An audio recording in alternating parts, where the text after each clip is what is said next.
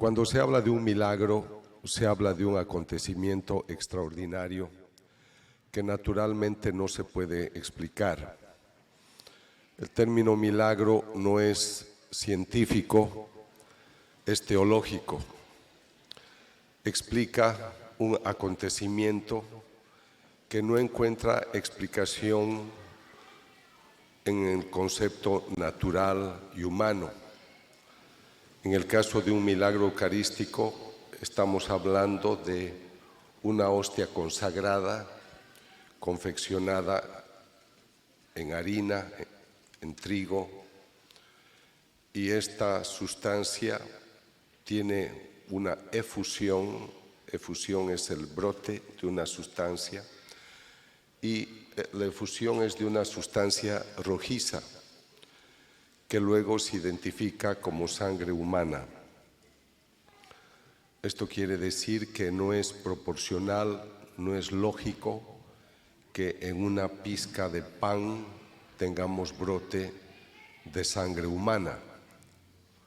Pero no solo eso, en la sangre se encuentran unos coágulos y los histopatólogos, los especialistas, encuentran que se trata de carne, músculo del corazón, miocardio, ventrículo izquierdo. Entonces, cuando la autoridad de la Iglesia dice, no es natural que de un pedazo de pan o de un poco de vino se obtenga sangre, se obtenga carne. Esto, dice la autoridad de la Iglesia, sucede por un poder sobrenatural. Es algo que Dios lo permite y declaran milagro. En la ciencia siempre hay lo que nosotros llamamos la relación funcional. La causa y el efecto debe ser proporcional. Yo puedo tomar un fósforo y ver fuego, y puedo encender un papel y ver humo.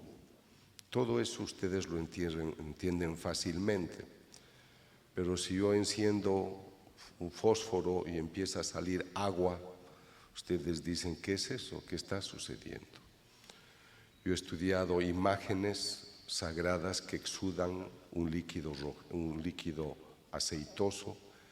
Es aceite de oliva en una concentración de 75%, tiene un perfume a rosas, pero eso brota de una estatua de yeso, una imagen de madera o incluso de bronce. Entonces dicen, no es proporcional que en una estatua de este tipo, hecha de madera, digamos, yo obtenga lágrimas cristalinas. Los estudios muestran que las lágrimas pertenecen al orden natural humano. Entonces hay acontecimientos sumamente especiales, y a mí me ha interesado este campo del conocimiento porque pocas personas se han dedicado a investigar. En el ambiente científico, el 96% de las personas que trabajan en este sector son personas que no creen en Dios, no creen en la naturaleza espiritual. Por lo tanto, pues si ellos ven un fenómeno de una hostia que sangra o una imagen que exuda, pues lo atribuyen a la casualidad, al azar, a una manipulación.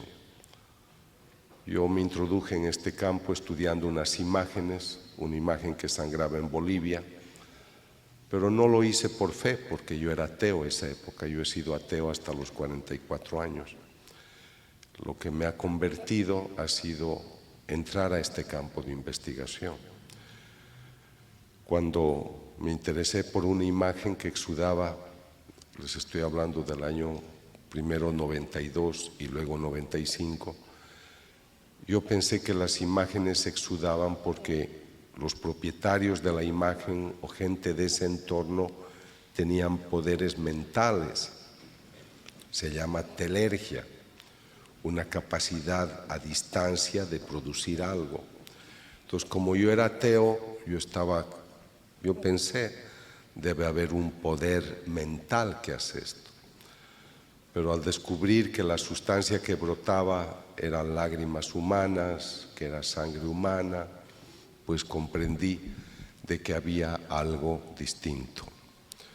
Esas investigaciones me han llevado a estudiar los milagros eucarísticos a partir del año 1999.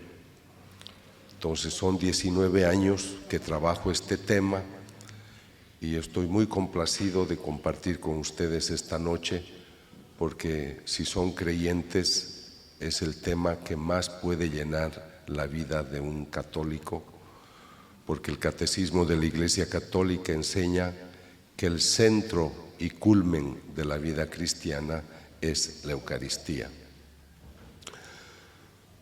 Voy a recordarles un pasaje muy hermoso del capítulo 6 de San Juan. Quisiera también decirles que yo vengo con mucha ilusión a México, porque es un país de mucha sensibilidad espiritual. En México y Colombia es donde más encuentro una recepción al mensaje cristiano. Conociendo más su país, entiendo por qué Dios decidió que su madre se quedara en Guadalupe desde 1531, porque el mexicano cuidaría su advocación, cuidaría su mensaje y harían de ella la emperatriz del mundo, no solo de las Américas. Entonces es muy importante que un extranjero se los diga. Conozco los 5 continentes y me alegra mucho que en México tengan esta sensibilidad, porque yo pienso que a veces los planteamientos que el mundo nos hace no nos están mostrando la luz espiritual que Dios quiere para el mundo, sino mucho conflicto. Entonces es la luz espiritual la que nos puede iluminar los pasos a seguir. Con esta presentación voy a tratar también de demostrar a las personas que dudan, que se cuestionan, que la naturaleza espiritual existe y se manifiesta. Quisiera recomendarles que tomen el Evangelio, que tomen el Catecismo de la Iglesia Católica y lo lean, porque creo que nos falta mucha formación. Leer, por ejemplo, el Evangelio de Juan a mí me ha llevado a conocer más de la persona de Cristo.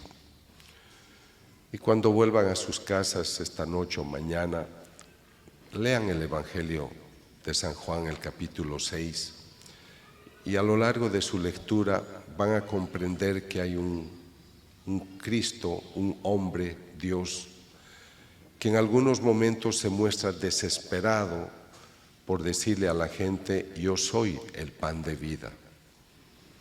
El que come mi pan tiene vida eterna. Yo soy el pan bajado del cielo.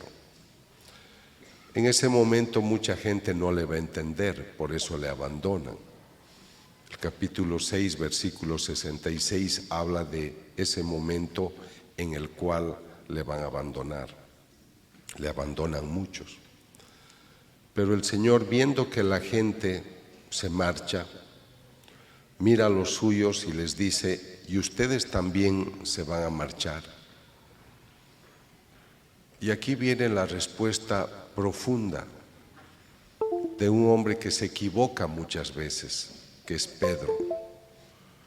Pedro lo va a negar, Pedro se va a ocultar, pero hay una luz espiritual que es la unción del Espíritu Santo que acaricia nuestras vidas, ilumina nuestro pensamiento. Y cuando el Señor dice: y ustedes también me van a abandonar, Él dice: Señor, pero ¿a dónde iremos? Solo tú tienes palabra de vida eterna. Nosotros hemos comprendido que eres el Santo de Dios. Los que lo abandonan no han comprendido que Él es el Santo de Dios. a pesar de que ya estaban un par de años con Él. Esto es muy importante que ustedes lo mediten, porque si tú me dices, Ricardo, yo creo que está Cristo presente en la Eucaristía, tú deberías tener una relación personal con Cristo.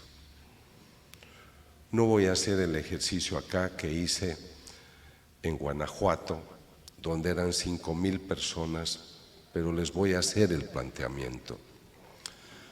Eran 5,000 personas que me escuchaban en un tema similar y yo les dije, ¿creen ustedes que Cristo está presente en la Eucaristía? Y mexicanos católicos pues dijeron sí, en un gran rugido.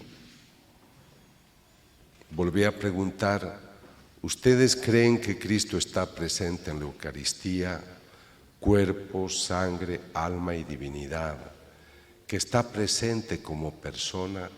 Y el rugido fue más fuerte, sí. Entonces yo les dije, ya que ustedes creen que Cristo está presente, cuerpo, sangre, alma y divinidad, como persona, quisiera preguntarles a ustedes 5,000, ¿cuántos de ustedes, cuando decidieron contraer matrimonio, cuando decidieron su profesión, cuando decidieron una inversión importante en sus negocios, cuántos de ustedes le han ido a preguntar qué opina de tu decisión? El silencio fue casi total. Solo 12 personas, 11 o 13, no recuerdo, levantaron la mano. Las otras no. Pero a veces cuando tomamos decisiones pedimos consejos a muchas personas.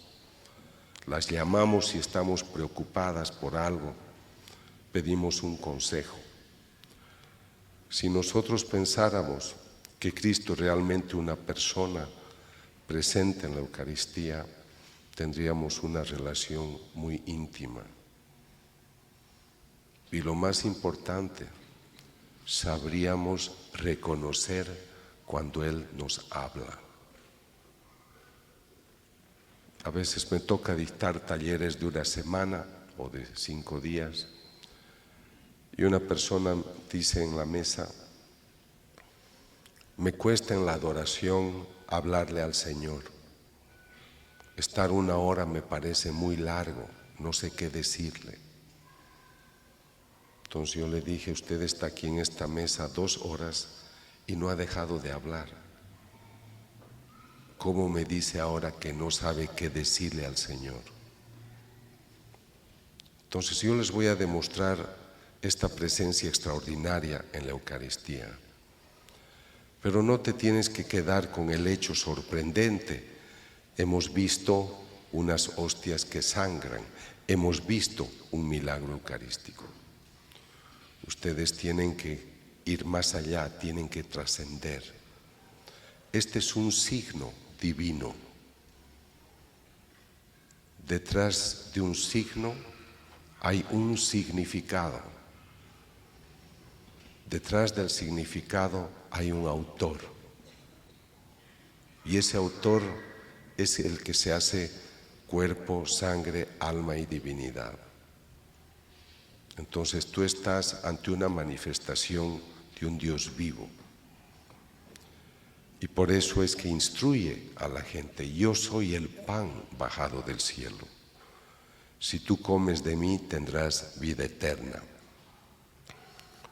Él sabe que se va a marchar. Es Jueves Santo y ha decidido instituir el sacramento de la Eucaristía. Porque Él no va a dejar una rúbrica, no va a dejar un texto, acuérdense de mí cada 25 de diciembre. Él piensa en una manera extraordinaria. Me quiero quedar con ellos hasta el final de los tiempos. Y quiero ser yo mismo como persona. Y escoge dos sustancias tan sencillas pero accesibles en todo el mundo, un poco de pan, un poco de vino. Y esa noche instituye el sacramento e invita a los suyos a hacer esto en memoria suya. Y qué gozo que nosotros tengamos sacerdotes. En su país he conocido tantos sacerdotes maravillosos, religiosas, laicos, comprometidos, interesados en tratar este tema. Y estos sacerdotes consagran. A veces no siempre sabemos valorar lo que es la figura del sacerdote. Nos es fácil hacer un juicio, a veces negativo, pero sin la unción sacerdotal, sin ese hombre que se consagra, no tendríamos Eucaristía. Cuando yo estoy en Corea, cuando estoy en Egipto, en lugares donde no es fácil el acceso a una iglesia católica, siento el vacío de no poder comulgar, de no poder ir a misa. 3, 4, 5 días. Entonces debemos valorar lo que es la entrega de un hombre que se hace sacerdote, porque cuando él consagra es el único que puede hacer que ese pan se convierta en carne, ese vino en sangre. Podríamos reunirnos 1 millón, 10 millones de hombres y hacer las mismas oraciones, pero el único que va a lograr ese privilegio es el sacerdote.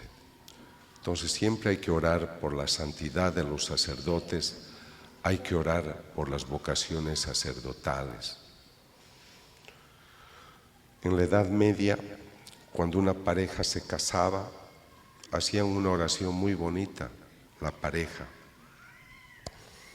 Y pido a Dios que este matrimonio sea como un jardín florido, del cual, como una vara de nardo, nazca una vocación sacerdotal, una vocación religiosa. Entonces hay que pedir por las vocaciones. El Señor instituye este sacramento, pero yo me sirvo de estas investigaciones para hacer un planteamiento científico. Yo no soy un predicador, no soy sacristán, ni siquiera soy ministro de la Eucaristía. Yo me ocupo de estudiar la persona humana, el cerebro, la conducta, la bioquímica cerebral. Pero desde hace unos 24, 25 años me interesa hablar del humano, pero también en su componente espiritual. Tú eres cuerpo y alma espiritual. Pero en el ambiente científico que a mí me toca, 96% de los científicos no creen en la naturaleza espiritual, no creen en Dios. Entonces, cuando yo viajo a una ciudad, estuve en una ciudad por acá y había un charco de sangre y me dicen: doctor, con sierras eléctricas acaban de asesinar a 7 personas que las han serruchado. Voy a otro país donde están juzgando a 2 sicarios. Cada uno de los 2 sicarios ha asesinado a 2.500 personas. Y entonces a veces ustedes lean la prensa del día y siempre van a encontrar, lamentablemente, experiencias que uno se pregunta y dice: ¿cómo es posible que un ser humano haga estas cosas? Entonces yo estoy muy interesado, a través de este trabajo, de presentarle al humano una realidad que está ignorando en demasía. Decirle que él no solamente es cuerpo, sino que es también naturaleza espiritual. Pero el científico me dice: doctor, yo creo en tu buena fe, pero me tienes que demostrar que la naturaleza espiritual existe y se manifiesta. Entonces le digo, sí, yo te voy a demostrar que la naturaleza espiritual existe y se manifiesta. Y en esto voy a ser rigurosamente investigador. Yo te voy a demostrar que la naturaleza espiritual existe y actúa.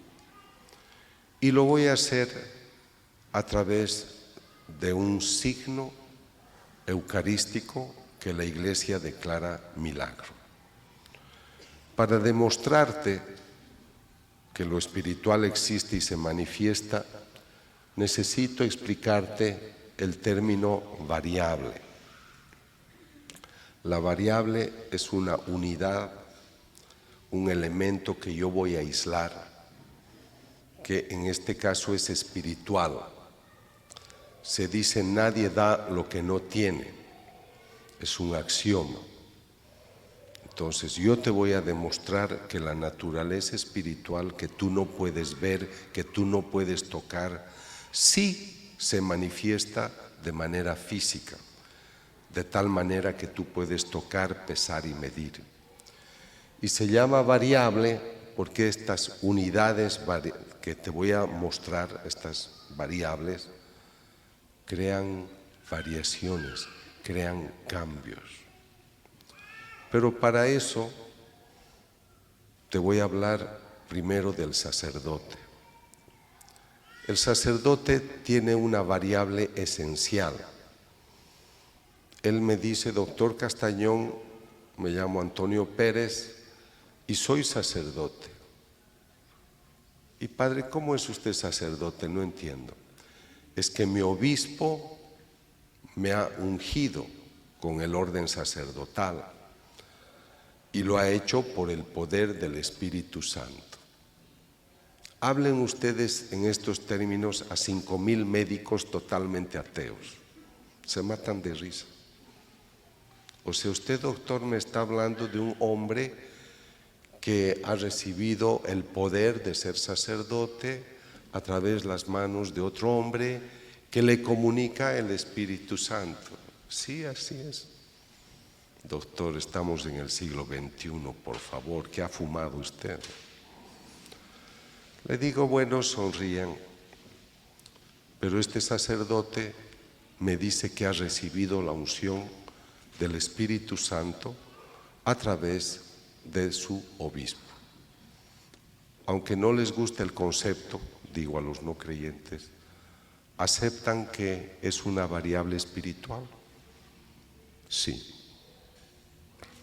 Mi segunda variable espiritual es que el sacerdote durante la consagración toma el pan, toma el vino y hace una invocación, término griego epíclesis, y solo hace una oración en la que en sus términos invoca y pido que por el poder del Espíritu Santo el pan se convierte en carne, el vino en sangre. Los profesores saben todos que es una variable espiritual. El padre, el celebrante, no se ha traído una máquina sobre el altar y ha hecho disparos de positrones, de ondas electromagnéticas, de rayos láser. Ha tomado el pan, ha tomado el vino y ha hecho una oración. Entonces yo les digo, ¿están ustedes de acuerdo que es una variable espiritual? Y la tercera, las palabras de Jesús. Porque la noche de su pasión tomó el pan y dijo, toman y coman, esta es mi carne. Tomó el vino, toman y beban, esta es mi sangre. Entonces, en estas tres instancias, ustedes solo tienen términos espirituales, nada más. Ahora explíquenme ustedes mismos católicos, o en esa mi audiencia de profesionales de la ciencia no creyentes, Si ustedes están de acuerdo que les he presentado 3 variables espirituales, explíquenme ustedes especialistas, ¿por qué luego de esta oración, de esas variables de las cuales ustedes se han burlado, cómo es posible que ahora yo tenga sangre, que tenga carne, que tenga músculo del corazón vivo, y no lo digo yo, lo dice tu profesor de cardiología, tu profesor de histopatología, tu profesor de bioquímica? Ahí es donde yo sonrío. Esto es muy serio, queridos amigos. Esto sucede en cada Eucaristía. Esta es la famosa transustanciación.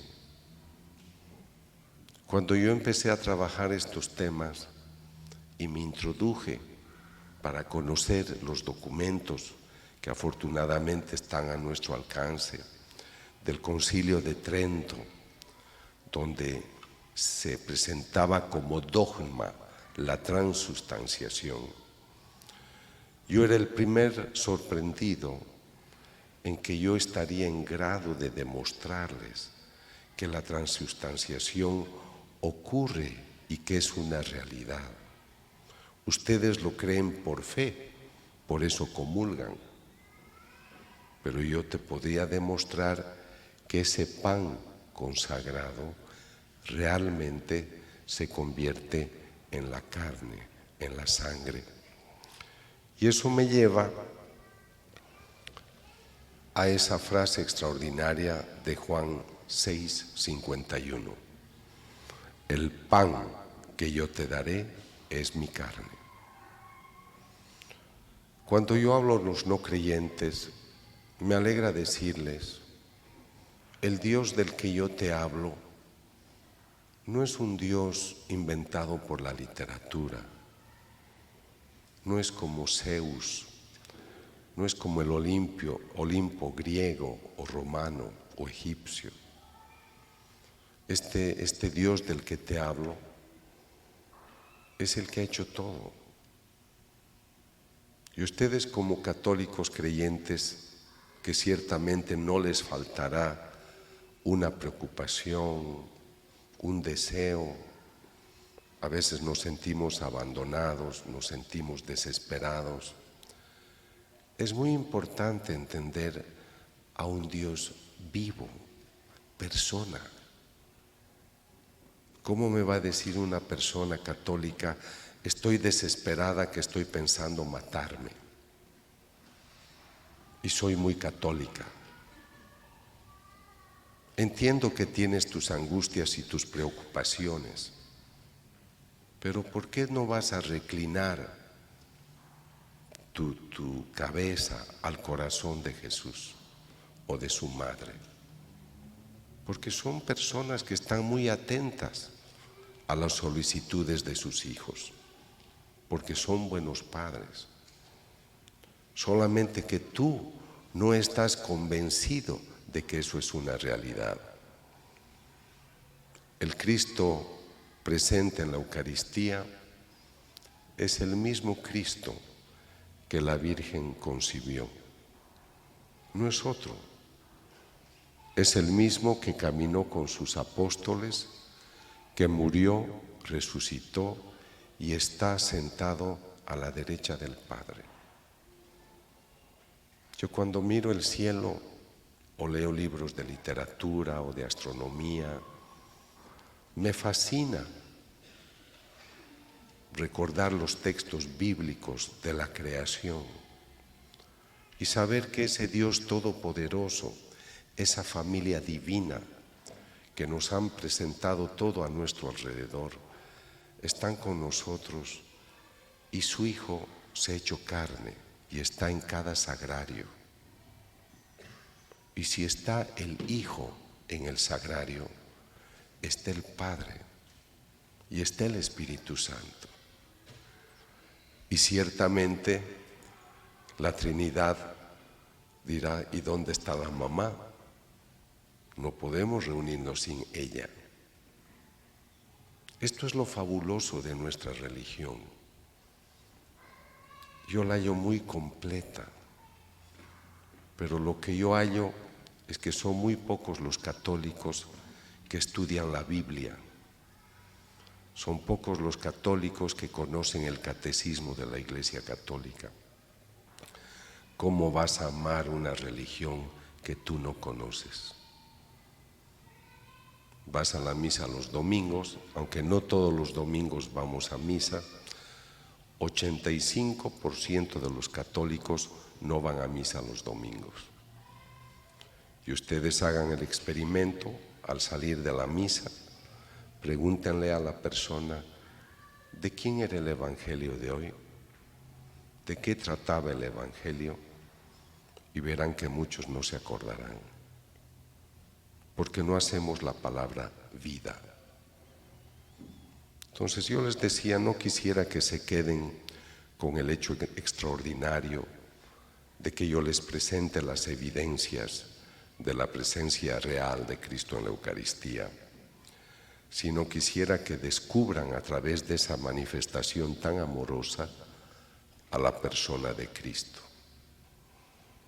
Me alegra tanto recordar un pasaje de la vida de Faustina Kowalska. Ella tuvo experiencias místicas con Cristo, sobre todo entre los años 1931 y 38. Ella tocaba la puerta del tabernáculo y le decía, Señor, ¿estás ahí? Y él le decía, sí, Faustina, ¿qué deseas? Hay muchos testimonios de este Cristo vivo. Este Cristo que piensa, habla, escucha, que ciertamente cuando tú vas a dialogar con Él ante el tabernáculo, Él te escucha, Él te ve, Él sabe lo que tú deseas. Y por eso creo que es muy importante entender que Él se manifiesta para decirnos lo que yo les he prometido es verdad. Esto es mi cuerpo, esto es mi sangre, aquí estoy yo todo entero. Nuestra doctrina enseña que la Eucaristía es el centro y culmen de la vida cristiana. Pero desde los primeros siglos se cuestionaban, habían rebeldes, les hablo del primer, segundo siglo de la vida cristiana, perseguían a los cristianos porque decían que en el pan consagrado mataban a un niño, le quitaban pedazos de carne, lo mezclaban con harina y decían que ese era el cuerpo del Señor. Era la ignorancia de la época, las persecuciones que creaban para ellos, porque no podían entender la transustanciación. De hecho, el dogma recién se ha dictado en el siglo XVI, justamente para poder orientar a la gente ante las dudas y cuestionamientos que habían. Lo que quisiera presentarles es de que las dudas, y tal vez aún hoy, existen.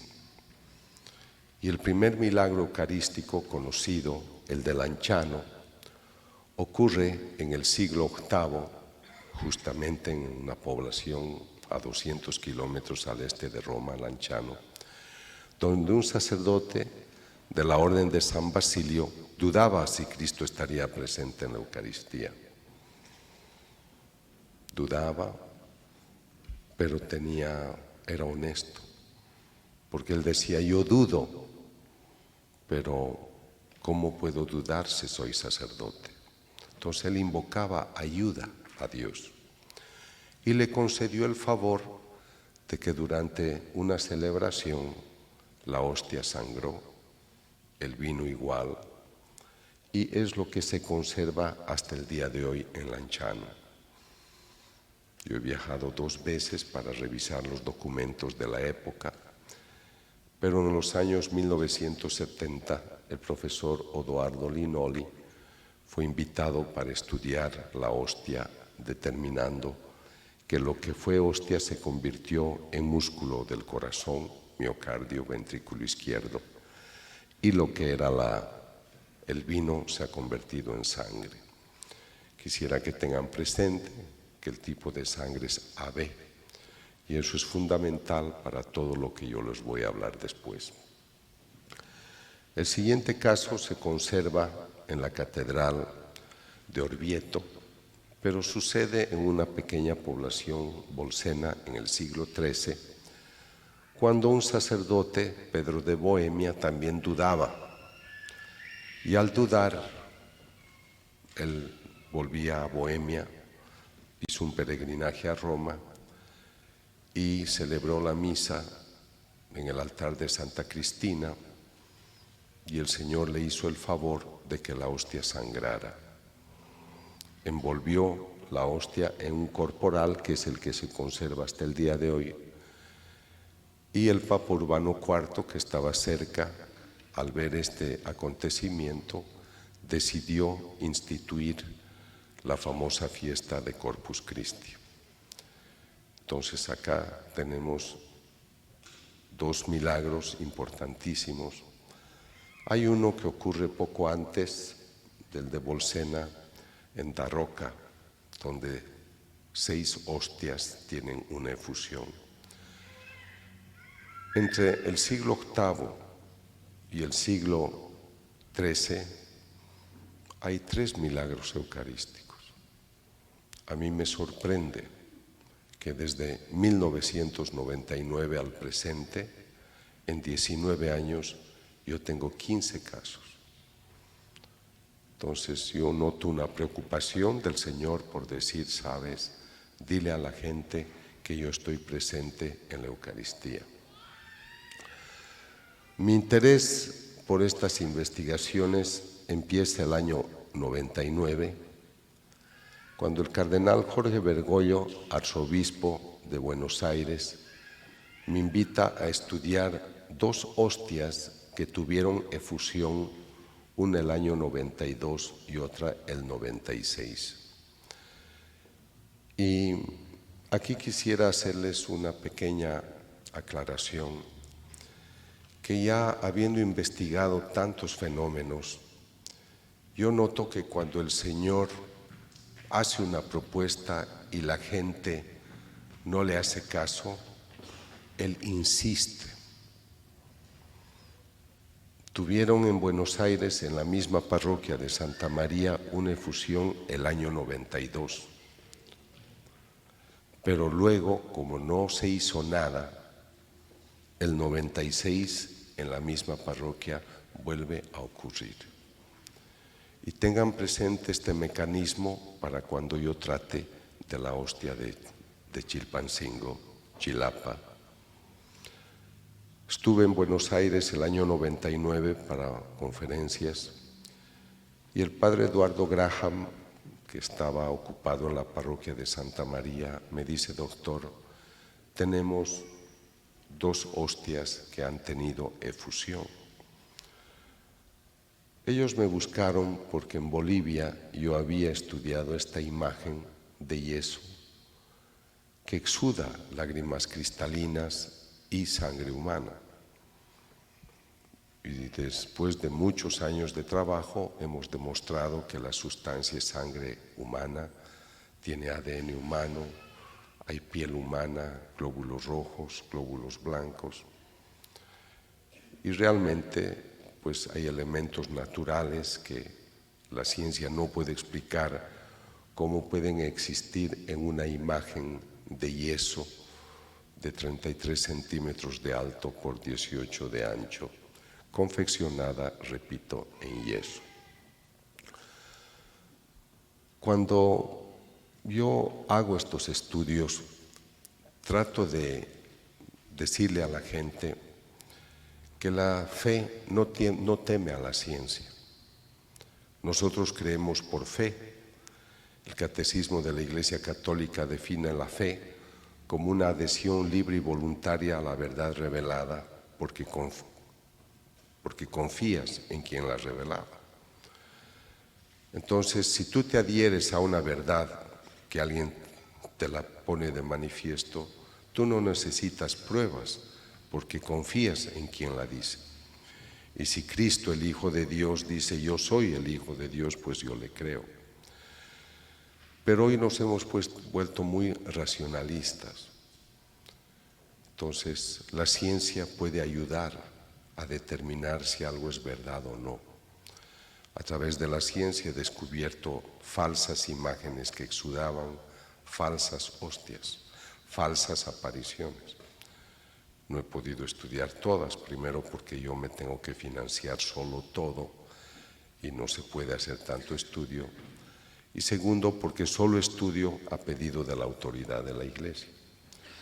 Entonces he estudiado el caso de las apariciones de la Virgen en San Nicolás de los Arroyos, que empezaron el 25 de septiembre del 83, pero el 22 de mayo de 2016 el obispo Héctor Cardelli ha reconocido el origen sobrenatural de estas apariciones. De todas las apariciones famosas, últimas, esta es la que sí se ha reconocido. Las otras conocemos, sus mensajes bellos, pero no se han reconocido todavía. Entonces, la historia de las hostias de Argentina empiezan cuando el 15 de agosto del 96 el celebrante da la Eucaristía a una mujer que le recibe la hostia en la mano. Pero, por lo que recuerdo de su explicación, cuando él no tomó en cuenta que debería comulgarla delante de él.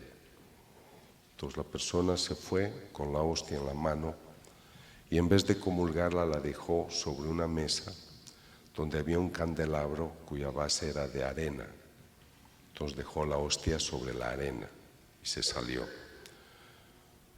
Luego de este hecho algunas personas lo observaron obviamente y le avisaron al padre: Padre, hay una hostia consagrada que una persona ha dejado.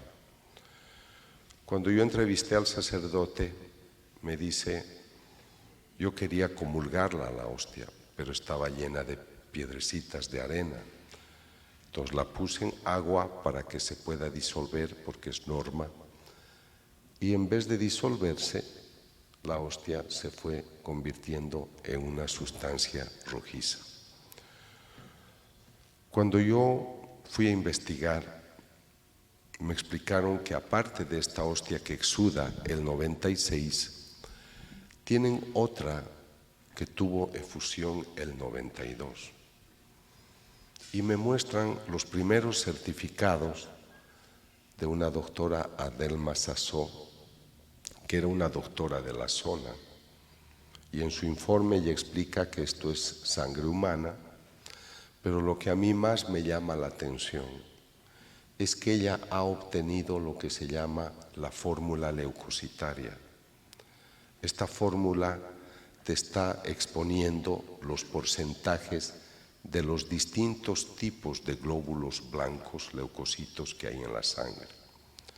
Hasta acá todo es fácil de decir, han encontrado glóbulos blancos porque es sangre humana.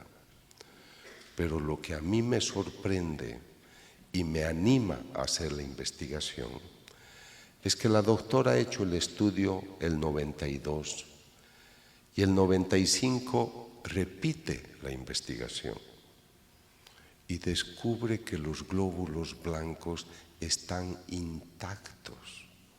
Es más, ha variado el porcentaje de un estudio a otro.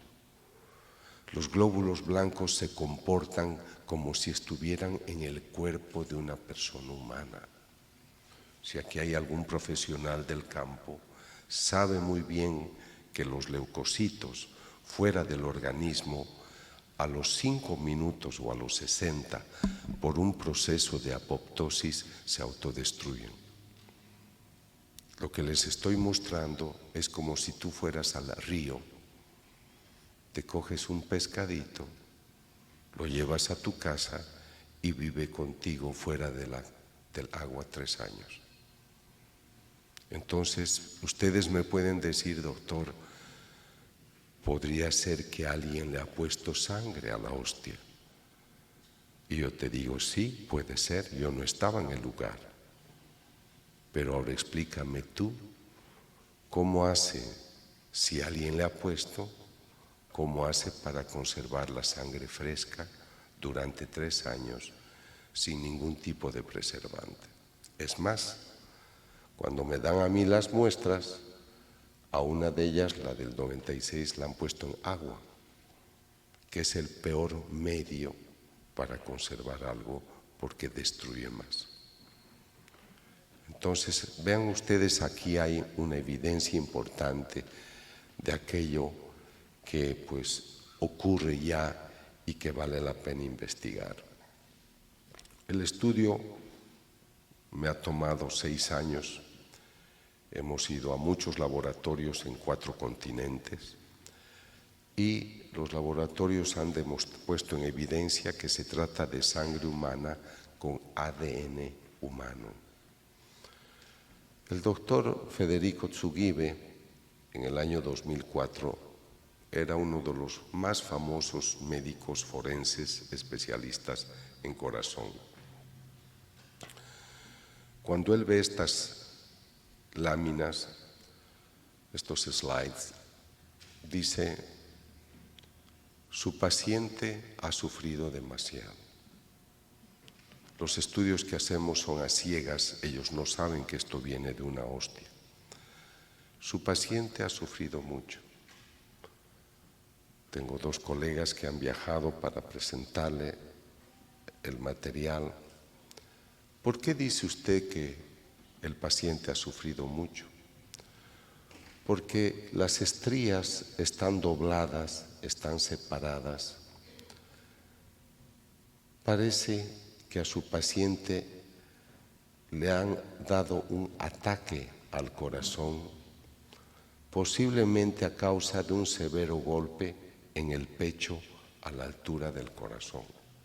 Es médico forense, está tratando de explicar de qué ha muerto ese paciente. Entonces él está interpretando, él ni sueña que esto viene de una hostia. Entonces, en el informe o durante la entrevista, él toma un libro y dice: estas estrías son de este lugar, esto es miocardio, que tiene cambios degenerativos del tejido del miocardio. El miocardio es el músculo que le hace latir al corazón y da vida a nuestro organismo. Entonces él está viendo tejido del corazón lastimado y, como les decía, cree que el paciente ha sufrido mucho porque se le ha provocado el infarto por algunos golpes. En el resultado final, el corazón tenía una actividad dinámica, estaba vivo cuando se tomó la muestra. Este es el momento en el que yo estoy tomando la muestra, en octubre del año 99. ¿Por qué dice el doctor, el momento que se tomó la muestra, el tejido estaba vivo? Porque en mis evidencias ha encontrado leucocitos, glóbulos blancos intactos. Entonces, ¿por qué dice además que el paciente ha tenido un reciente infarto? Perdón, algo.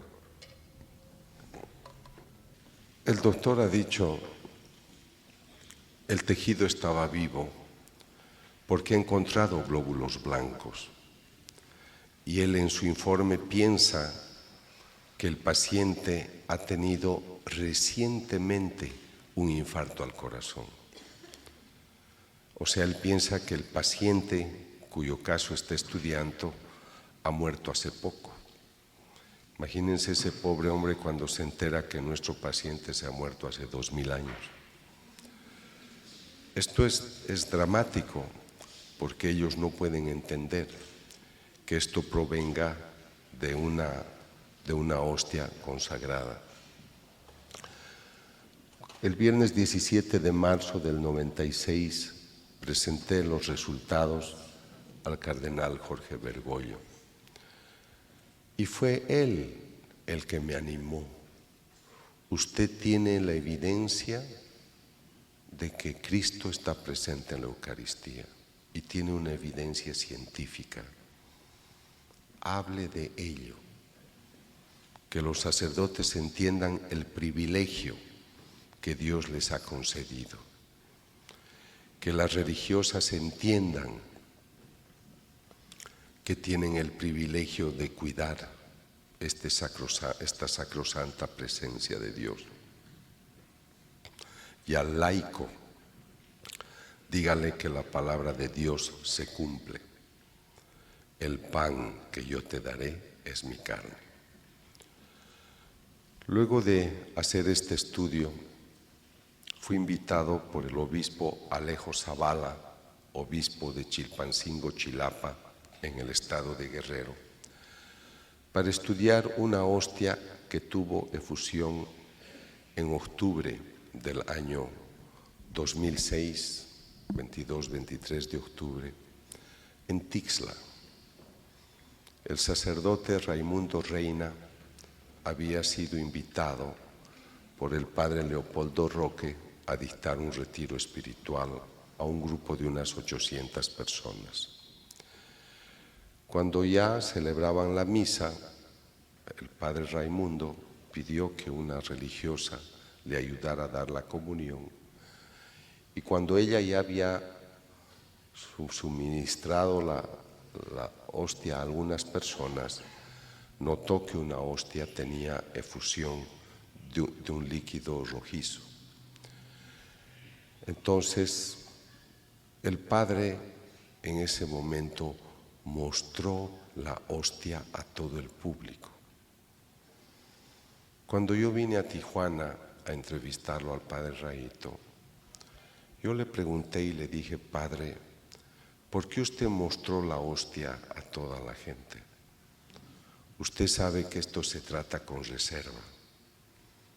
Y me dijo: doctor, lo sé. Pero la misma experiencia tuve, en ese momento me dijo, hace 20 años, cuando yo era misionero en Centroamérica. Pero el obispo me obligó a comulgar la evidencia. Y yo tenía miedo que me ocurriera lo mismo. Y por eso instintivamente quise tener 800 testigos del hecho. Cuando les dije en las hostias de Buenos Aires que tengan atención, que el año 92 sucede algo, no hicieron nada y volvió a suceder el 96.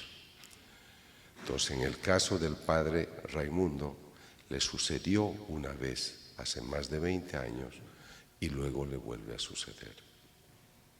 Y esto para mí es muy importante porque he estudiado en un país una imagen que exuda sangre, es de Cristo. Pero la autoridad de la Iglesia no hace nada y empieza a sangrar la Virgen. Y como no se hace nada, empieza, pero en otro lugar, a sangrar el niño Jesús. Porque Dios insiste, porque Dios toca las puertas. Entonces, me alegra la iniciativa que tuvo el padre Raimundo de mostrarla a la gente, porque entonces el obispo, un hombre muy valioso, Alejo Zavala, él dijo: guarden la hostia en el tabernáculo de la parroquia de Tixla, San Martín de Tours.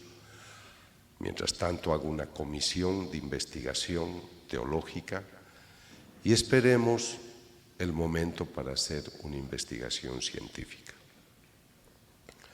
Cuando yo llego al lugar, es octubre de 2009, el acontecimiento sucedió el 2006, este es el estado que yo observo en la hostia.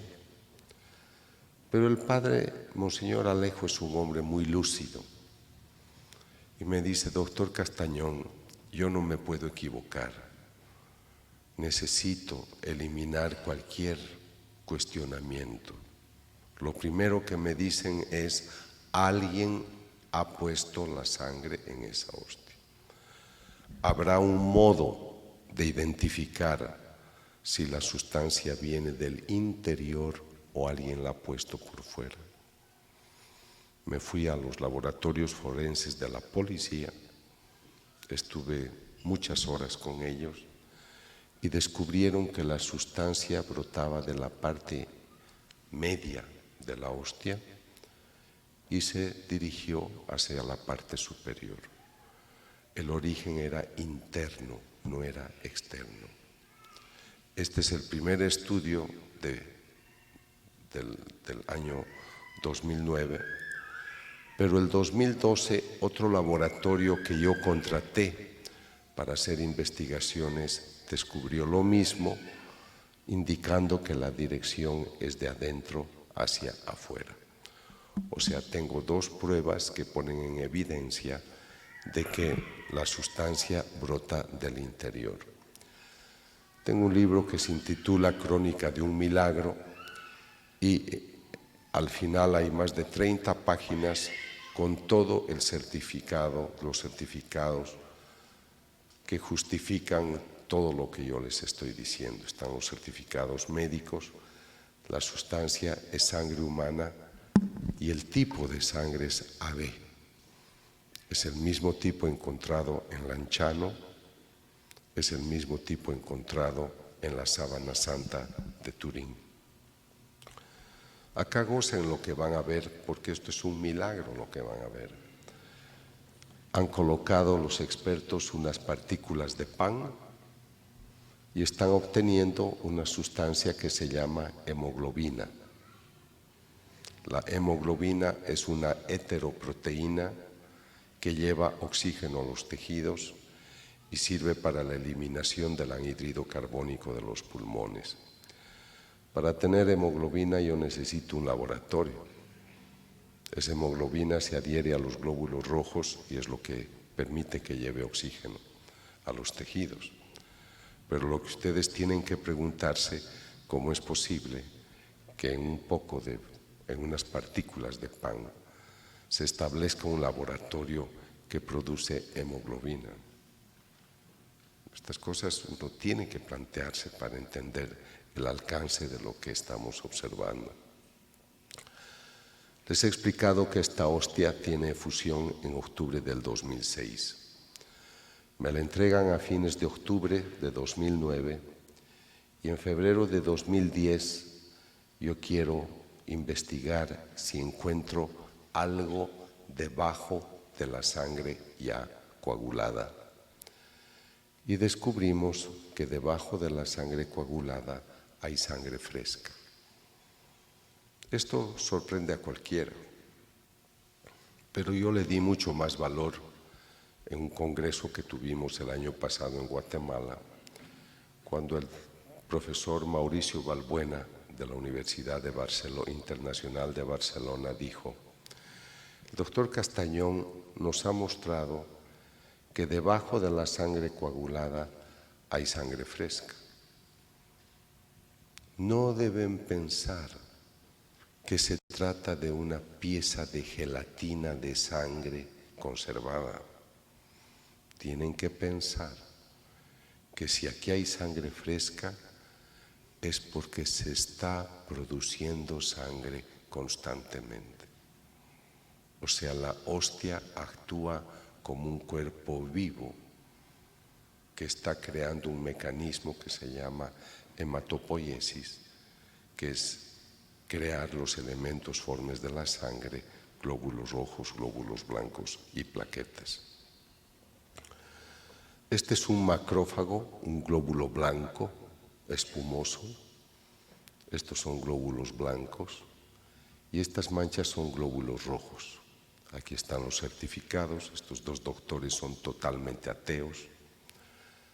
Doctor Castañón, este es un macrófago activo, vivo, que está fagocitando lípidos porque ha encontrado el tejido lastimado. Y el cardiólogo, el profesor Blanquiset de la Universidad de Cartagena, en Colombia, dice: este es el cuadro que nosotros observamos cuando un paciente ha tenido infarto al corazón. Pero sorpréndanse más. Para tener glóbulos blancos y glóbulos rojos, yo necesito hueso, necesito médula ósea y necesito un gran laboratorio interno. ¿Cómo es posible que en unas partículas de pan yo tenga sangre, sangre fresca, tejidos activos, lesionados y en proceso de recuperación? Aquí hay tejido adiposo, que es grasa, y estas son estrías musculares. Es músculo del corazón. Aquí hay ADN humano. No hemos podido obtener todo el perfil, porque para obtener este perfil hay que clonar, hay que copiar las bases. Y cuando me traen este tubo de Eppendorf, me dicen: doctor, aquí hay ADN humano. Vamos a utilizar el secuenciador para obtener todo el perfil, y resulta que no se puede obtener todo el perfil.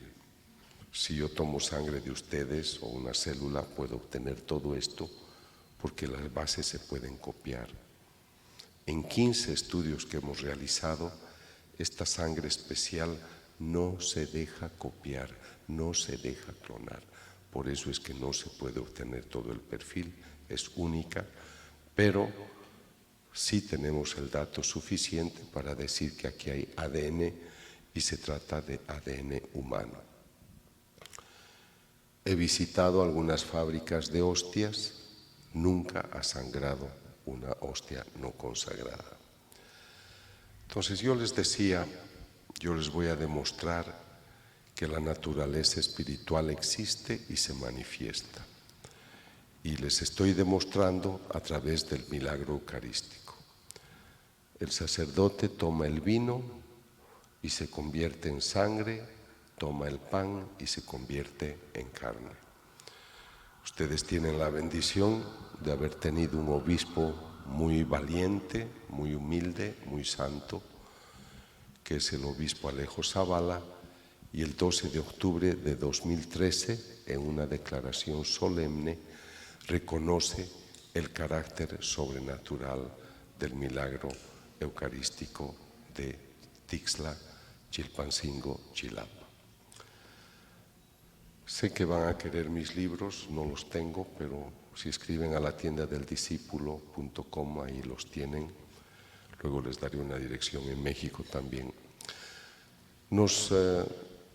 Me llama la atención encontrar corazón. La hostia de México pone en evidencia miocardio, lo mismo la hostia de Argentina.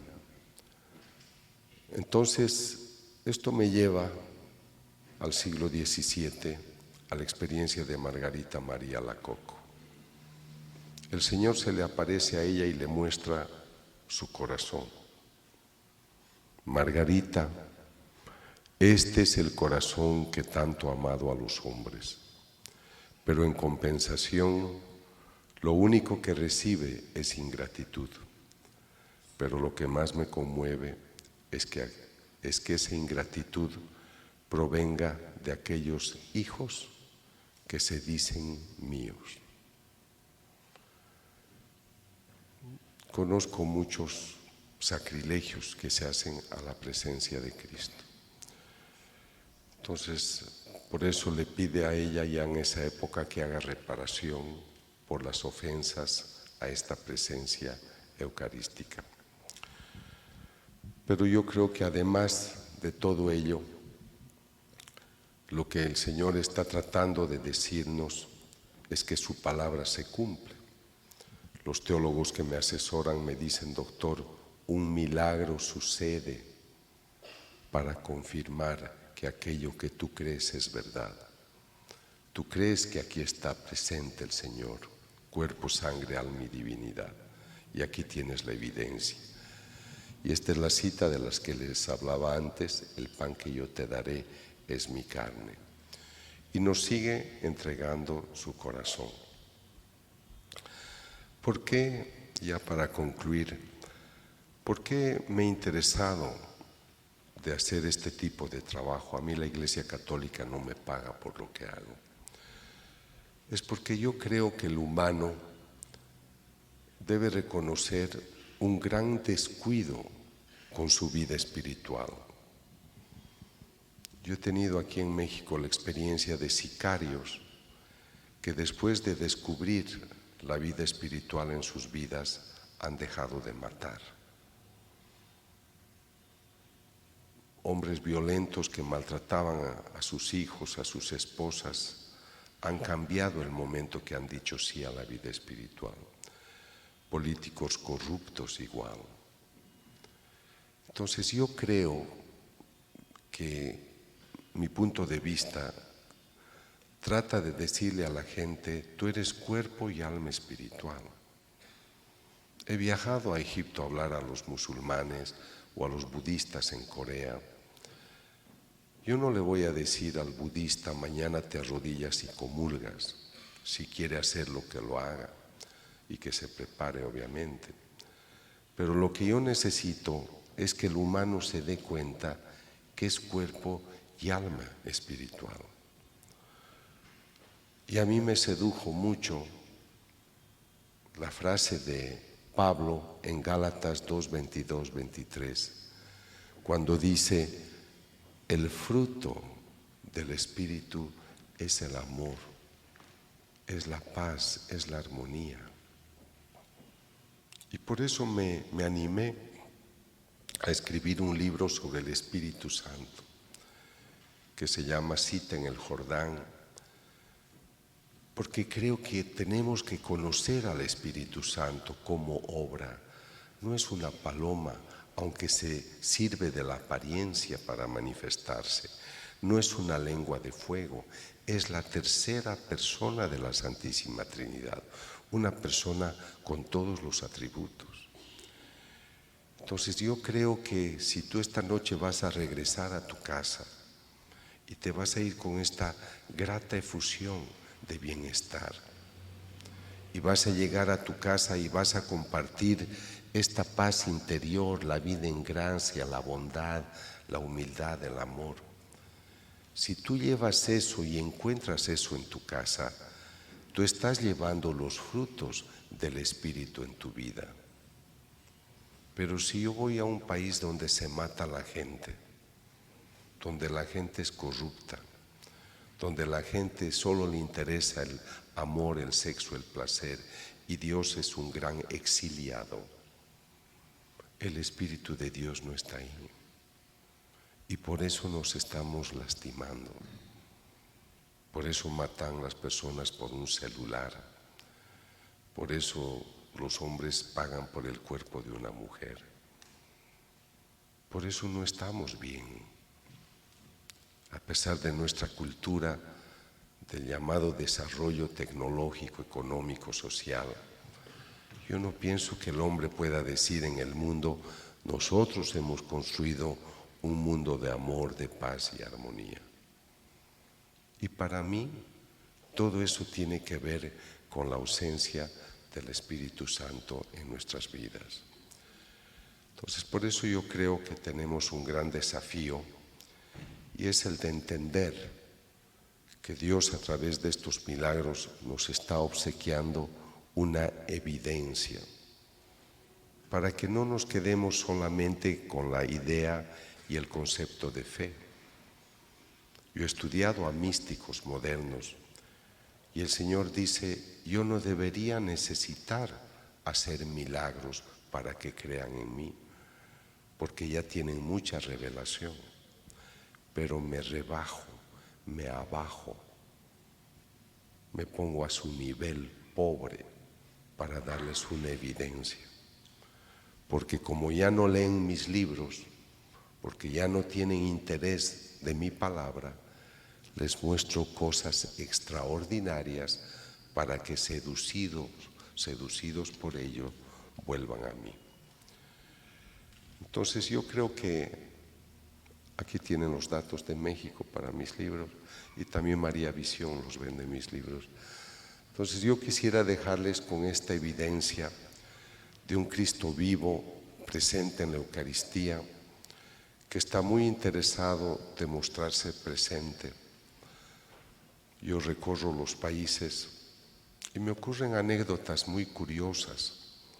Por ejemplo, a veces cuando viajo llevo conmigo la Eucaristía en un portaviático y me subo al avión y los niños extienden los brazos como para abrazarme. Pero eso nunca sucede cuando no tengo la hostia conmigo. Y la prueba de que algo especial sucede es cuando estaba en Medellín, llegué a mi hotel y me esperaba un comité de personas que me recibían en el hotel. Y mientras estaba en el lobby esperando mi chequeo al hotel, había unos niños jugando. Y se acerca uno de los niños a mi asistente y le dice: señorita, ¿le puede decir al Señor si nos deja jugar con el niño que tiene en sus brazos? Yo solo tenía la hostia sangrante conmigo. Entonces estos son acontecimientos, esa ya es una anécdota real, pero yo pienso que el Señor nos ha obsequiado cosas muy grandes para mantener nuestra fe.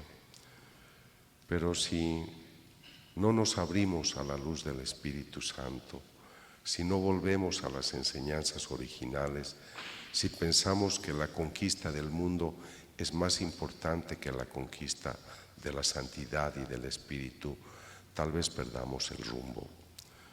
Está bien que vivamos en el mundo construyendo todo lo que necesitamos para sobrevivir con dignidad, pero creo que nos estamos encaminando a buscar lo efímero, lo concreto, lo inmediato, y no importa si eso asfixia nuestra vida espiritual. Yo les decía que México para mí es una gran ilusión, porque ustedes son un país muy espiritual y creo que su fervor espiritual debería reactivarse para que la luz espiritual que ustedes tienen no solamente ilumine México, sino todo el mundo. Quisiera contarles que trabajo con un sacerdote en Ciudad de México y pasaron 6 años en su parroquia y le dijo el obispo: te voy a cambiar de parroquia. Entonces todas las autoridades de la zona fueron a buscarlo al obispo y le dijeron: por favor, no lo cambie. No, le dice, ya hasta 6 años lo debo cambiar. Es que desde que este padre está acá, en nuestra parroquia, no hay un aborto, no hay un asesinato, no hay un robo. Y viene tanta gente a esta iglesia que ahora tenemos que sacar los bancos para que entre más gente. Y la gente se sana. Conozco muchos lugares donde tienen adoración perpetua ustedes y es evidentemente el descenso de la criminalidad, de la violencia. Esa es una prueba de que la presencia de Dios hace algo en la vida de las personas. Lo que yo noto es que a veces queremos pedirle un favor a Dios y vamos a la iglesia y hacemos novenas. Yo he atendido un caso de una familia muy famosa a quien secuestraron a su hijo. Lo primero que hicieron fue llamarme, pedirme que lleve a la Virgen a su casa y todos los días rezaban el rosario en familia durante varias semanas. Cuando entregaron al hijo, yo fui con el temor de que me digan: doctor, no le entregamos su imagen, nos queremos quedar con ella. Llegué a la casa, lo primero que hicieron: doctor, ya ocurrió el milagro, gracias, aquí está su Virgen y hasta luego. O sea, a veces somos muy ingratos. No hay que amar solamente cuando tienes necesidad y tú quieres recibir.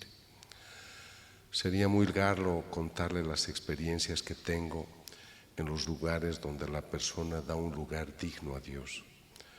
Si ustedes piensan que un personaje viene a vivir a tu casa y hace asfaltar las avenidas, hace construir universidades, ¿qué no hará un Dios vivo que quiere ubicarse al lado de tu casa para hacer algo?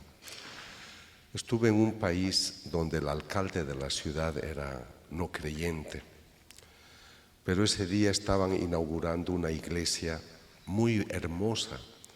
Eran padres misioneros polacos que construyeron la iglesia más hermosa en un lugar de Sudamérica. Entonces el alcalde tuvo que ir a la inauguración de esa iglesia. Él era no creyente, repito, pero estaba muy molesto que hubieran hecho una iglesia dedicada al Cristo de la Misericordia tan bella en una zona tan pobre. Entonces él, cuando habló como alcalde, dijo: y claro, no entiendo cómo acá ustedes, los curas, los católicos, se vienen a hacer una casa tan grande, tan millonaria, en una zona de pobres. Esta es una bofetada a la pobreza. Y lo dijo así. Y luego me tocó hablar a mí.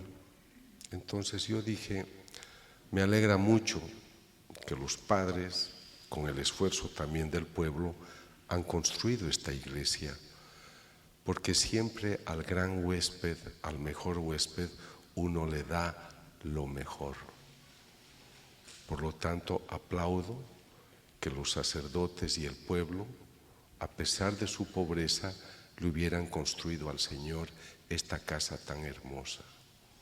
Pero quiero decirles algo: el Señor no estará tranquilo en su casa elegante sabiendo que el pueblo es pobre, y Él hará algo.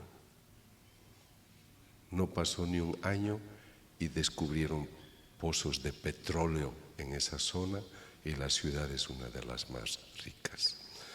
A Dios hay que conocerlo con el corazón y no solo con la razón ni con la economía. Que Dios les bendiga y buena noche.